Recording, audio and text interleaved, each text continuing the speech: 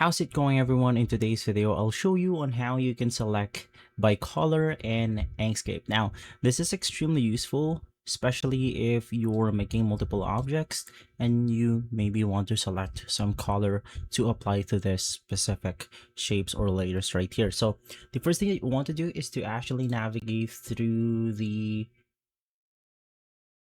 option right here. So you just want to click on this specific option, which is going to be the fill and stroke.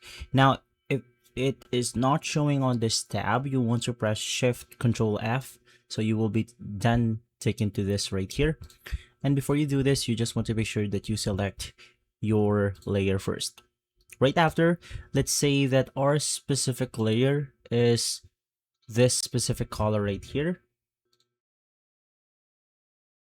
And then basically we want to transform this specific layer onto this color right here. Now the question is, how can you pick this color? So you just want to navigate through the color wheel.